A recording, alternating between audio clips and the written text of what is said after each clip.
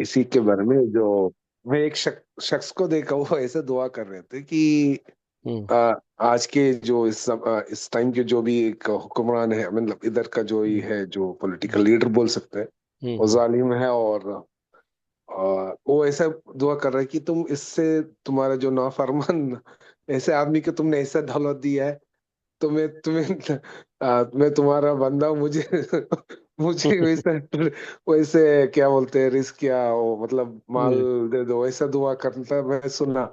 मैं मुझे एक हम्म। बार, मतलब वो जो बंदा बोल रहे वो सही है, लेकिन ये सब बोलना चाहिए कि मुझे बिल्कुल समझ में ऐसी नहीं। दुआ तो करना नहीं चाहिए ना, इस तरह की दुआ नहीं करनी चाहिए। मैं आपको एक वाकया सुनाता हूँ सही बुखारी का। ये उन दुआओं में, उन जो है वाकयात में से एक वाकया है जिसमें बच्चा माँ की गोद में बोलता है।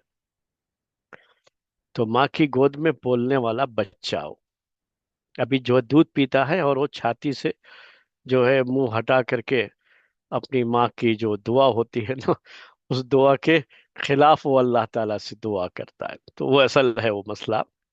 तो दुआओं में भी इन सब चीजों का ख्याल रखा जाता है कि इस तरह की दुआ नहीं की जाती कि उसको क्यों दिया, उसके बदले में मुझे दे दे और ये कर दे। तो ये जो है, ये दुआएं जो है गलत अंदाज की दुआएं हैं।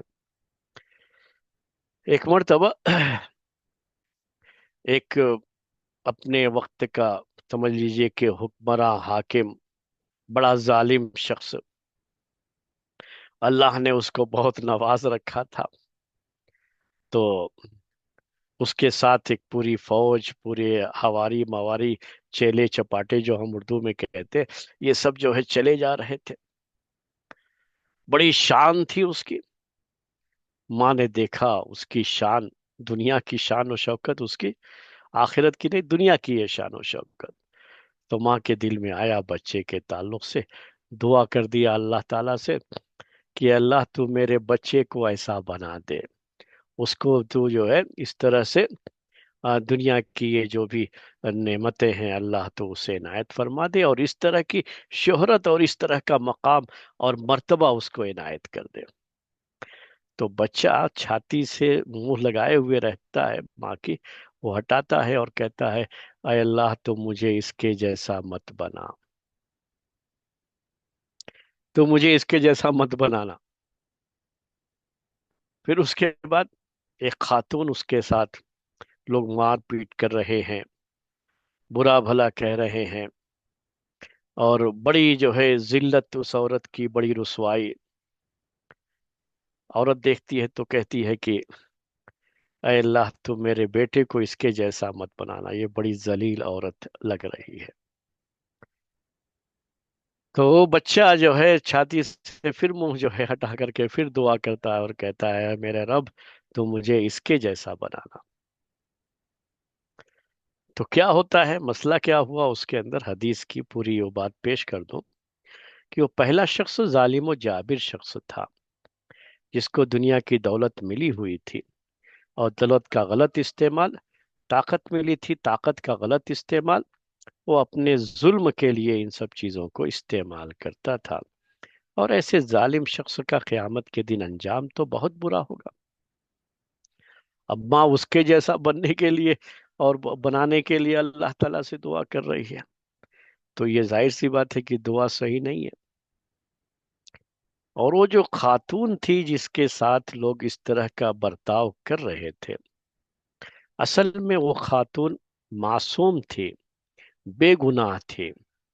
उस पर खामखा इल्जाम लगा करके लोग उसको मार रहे थे, पीट रहे थे, रुसवा कर रहे थे, जलील कर रहे थे। वो मजलूम थी, उसके साथ जुल्म किया जा रहा था।